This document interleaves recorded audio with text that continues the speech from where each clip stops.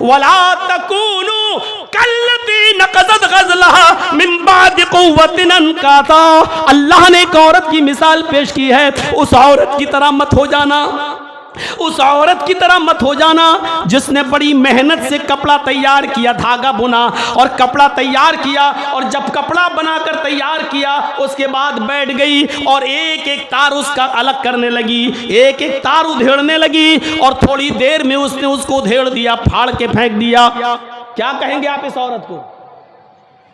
भाई एक हम लोग अंसारी हैं, सूत लाते हैं खरीद कर, उसमें कलब देते हैं, उसको सुखाते हैं, फिर मशीन पर उसको फिराते हैं, फिर वो ताने के लिए जाता है, ताना तनकर बीम की शक्ल में आता है तो पावर लूम पे जाता है, फिर बाना आता है, उसको कलब देते हैं, फिर उसको बुनते हैं, बुनने के बाद गमछा या चादर या लुंगी तैयार करते हैं। यानी कई मराहिल से गुजरने के बाद एक गमछा तैयार होता है, और गमछा जब बनकर तैयार हो जाए उसके बाद हम लेके बैठ जाएं, एक एक धागा उसका तोड़ने लगे और उस गमछे को टुकड़े टुकड़े कर दें, फाड़ दें। आदमी क्या कहेगा, भाई कितना बड़ा पागल है ये।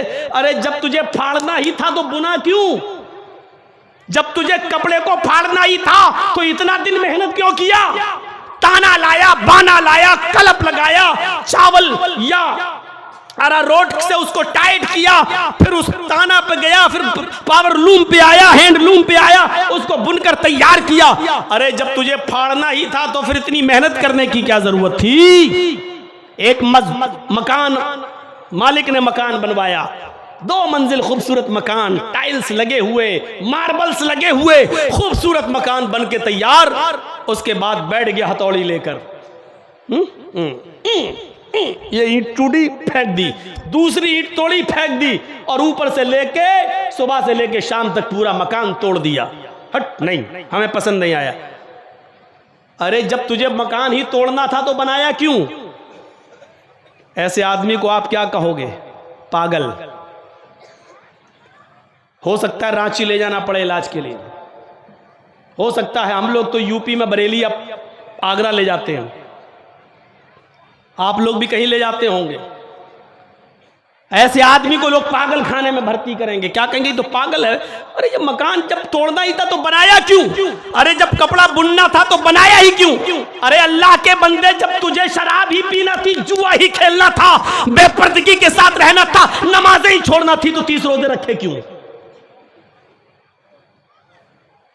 वला तकूनु कल्लती नक़ज़त ग़ज़लहा, उस औरत की तरह मत हो जाना जो बड़ी मेहनत मिन बादि क़ुव्वतिन अनकासा, बड़ी मेहनत और मशक्क़त के बाद कपड़ा तैयार करती है और फिर एक एक धागा लेकर बैठ जाती है और अलग कर देती है। उस औरत की तरह मत हो जाना। अब सोचिए, अब सोच रहा होगा हर आदमी यहां बैठा हुआ ऐसे, क्या करें? मौलाना तो इतना मुश्किल मसला बता दे रहे हैं, 30 दिन तो बड़ी मुश्किल से कटते हैं, वो भी कैसे हम रोकते हैं अपने आप को ये हम जानते हैं। ईद का दिन फरिश्तों की इस्तिलाह में यौमुल जायजा है, बदले का दिन है, याद रखिएगा। ईद का दिन यौमुल जायजा है, बदले का दिन है। वो उस दिन इंसान नमाज नहीं पढ़ता, 2 रकात नमाज अदा नहीं करता, बल्कि अल्लाह से इनाम लेता है, अल्लाह से बदला मांगने जाता है। और ईद के दिन अल्लाह भी अपने बंदों की शुक्राने की नमाज अदा करते वक्त ऐलान करता है, कद गफरतु लकुम व बद्दलतु सय्यातिकुम हसनात। आए फरिश्तों गवाह रहना, मैंने अपने बंदों के गुनाहों को बख्श दिया और इनकी बुराइयों को गुनाहों से नेकियों से बदल दिया। ये बदला है।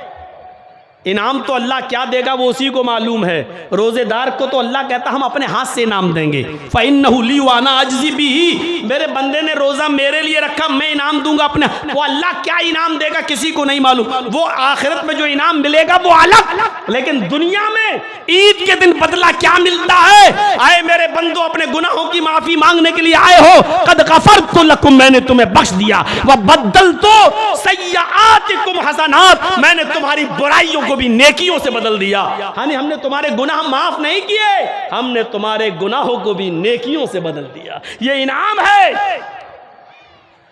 इतना बड़ा इनाम लेने के बाद ईद के दिन और घर पहुंचते ही लगाए डीजे, छमक छल्लो, चले गाने तेरी आंखें झुकी झुकी, और पता नहीं कौन से गाने लगा दिए। बिल्कुल वही समझो कि बड़ी मेहनत से कपड़ा बुना और घर आकर बैठ गए, फाड़ने लगे। इससे बड़ा कोई पागल इंसान होगा?